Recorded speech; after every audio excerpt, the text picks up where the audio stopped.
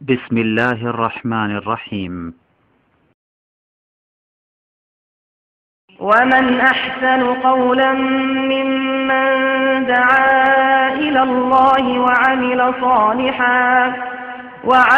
صالحا وقال إنني من المسلمين.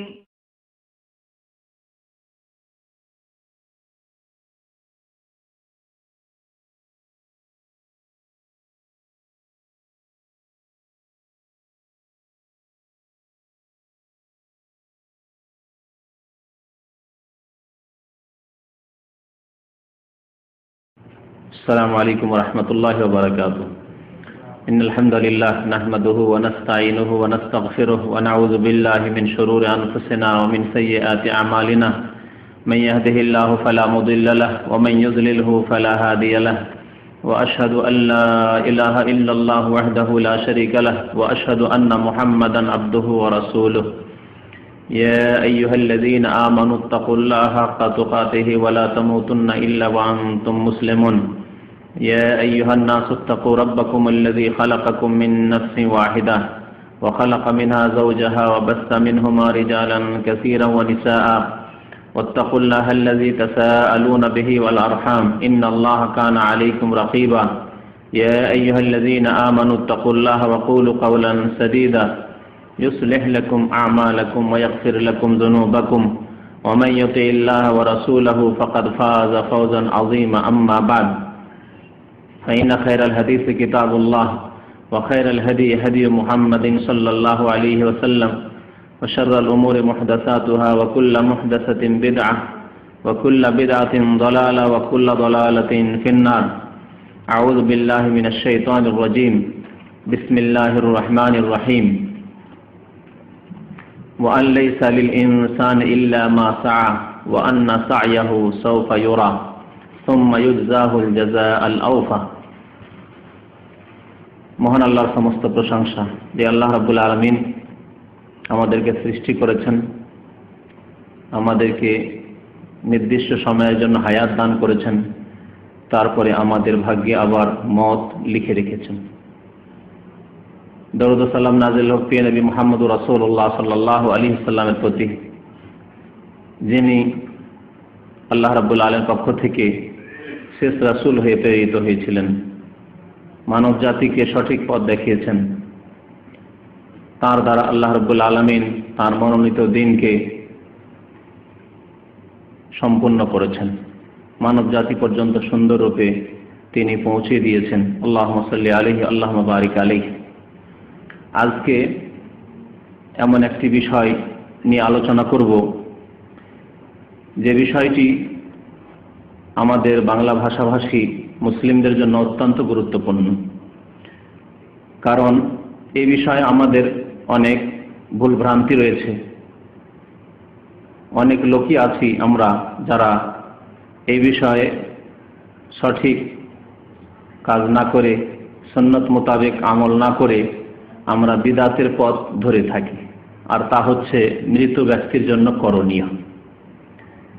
মাইয়াতের জন্য, মৃত ব্যক্তি সে আপনজন হোক, মা বাবাই হোক, দাদা দাদি, নানা নানি হোক, আর ছেলে মেয়েরা হোক, ভাই বোন হোক, আত্মীয় স্বজন হোক, অথবা অন্য কোনো মুসলিম হোক, মৃত ব্যক্তির জন্য আমাদের করণীয় কি, এ সম্পর্কে প্রথম বলবো সুন্নতি করণীয়। তারপরে শেষ দিকে ইনশাআল্লাহ তাআলা বলবো বিদআতি কাজ, যেগুলি এক শ্রেণীর বিদআতপন্থীরা জেনে হোক অথবা না জেনে হোক, অজ্ঞতার কারণে হোক অথবা তাদের বিদআতপন্থী মৌলবীর সাহেবদের, হুজুরদের বিভ্রান্তির কারণে, গুমরাহ করার কারণে তাদের ভুল ভ্রান্তি হোক, কিন্তু সেগুলি নবী করিম সাল্লাল্লাহু আলাইহি ওয়াসাল্লামের আদর্শের খেলাফ। সুতরাং সেই কাজগুলিকে ছেড়ে দিতে হবে।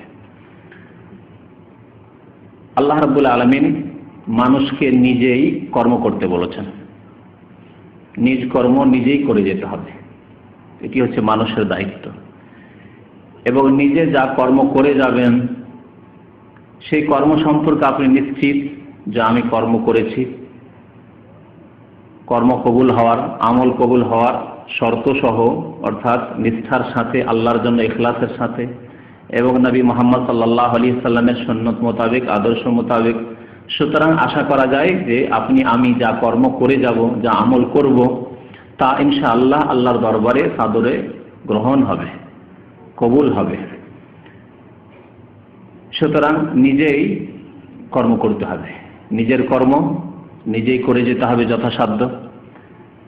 অন্যের আশা না করে যে আমি মরে গেলে ছেলে মেয়ে আছে, স্ত্রী আছে, ভাই বোন আছে, আত্মীয় স্বজন অনেক ভালো মানুষরা আছে, তারা আমার জন্য এই করবে, সেই করবে, দোয়া করবে, তো দান করবে, তো আমার জন্য অনেক নেকির কাজ করবে, যা আমার কাছে পৌঁছিবে, এগুলি আশা করা তেমন কোনো ভালো কাজ নাই।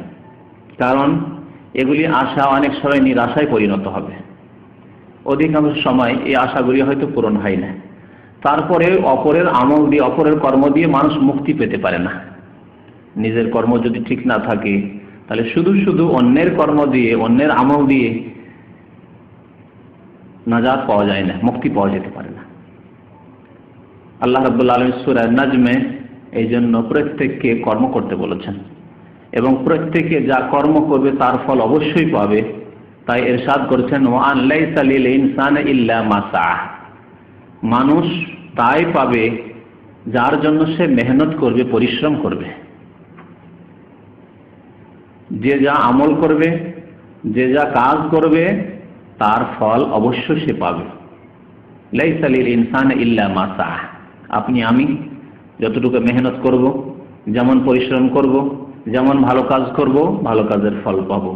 এর বিপরীত কেউ যদি খারাপ কাজ করে, তার ফল নিজেকেই পেতে হবে, তার কুপরিণতি নিজেকেই বরদাস্ত করতে হবে, ইহকালেও পরকালেও। একে অন্যের বোঝাও ওঠাবে না। তাই তার পূর্বের আয়াতে মহান আল্লাহ এই প্রসঙ্গে ইরশাদ করেছেন, ওয়ালা তাজিরু ওয়াজিরাতুন উযরা উখরা। এক ব্যক্তি অন্য ব্যক্তির বোঝা উঠাবে না, কেউ কারো বোঝা উঠাবে না। চুরি করবে বাবা, আর ছেলে তার বোঝা উঠাবে। হ্যাঁ, ছেলে অন্যায় করবে, মেয়ে অন্যায় করবে, ভাই বোনে অন্যায় করবে, আর আত্মীয়রা উঠাবে। একে অপরের বোঝা উঠাবে না। ওয়ালা তাজিরু ওয়াজিরা। কোনো ব্যক্তি কারো বোঝা উঠাবে না, উযরা উখরা, অন্যের বোঝা উঠাবে না। প্রত্যেকে নিজের নিজের বোঝা উঠিয়ে কাল কিয়ামতে হাজির হতে হবে। গুনার বোঝা যদি থাকে, তাহলে সেই বোঝা নিজের কাঁধেই করেই পৌঁছিতে হবে কিয়ামতের মাঠে। আর যদি নেকির কাজ করে গিয়ে থাকে, কিছু সম্বল তৈরি করে থাকে দুনিয়াতে, তাহলে তাও তার সাথে আসবে কিয়ামতের দিনে। তাই আমাদেরকে নিজের কর্ম ভালোভাবে করে যেতে হবে। কর্ম শুরু করতে হবে নিজের আকীদা আমলের পরিশুদ্ধির মাধ্যমে। নিজের আকীদা বিশ্বাসকে সুন্দর করতে হবে। আমাদের আকীদায় যাতে করে গড়বড় না থাকে, আকীদায় যেন বিভ্রান্তি, গুমরাহি না থাকে, ভুল ধারণা দিনের বিশ্বাসগুলি সম্পর্কে না থাকে। সঠিক বিশুদ্ধ আকীদা যাতে করে হয়, বিশ্বাস হয়। তারপরে আমাদের আমল সুন্দর হইতে হবে। প্রথম আমল আকীদা সুন্দর করার সাথে সাথে 5 ওয়াক্ত নামাজ সুন্দর করতে হবে। আমাদের রমজান মাসে রোজা সুন্দর হইতে হবে, আমাদের যাকাত সুন্দর হইতে হবে, আমাদের হজ সুন্দর হইতে হবে। তারপরে আল্লাহর হক, অন্যান্য হক রয়েছে, বান্দার হক রয়েছে, সবগুলিকে যথাসাধ্য সুন্দর করতে হবে।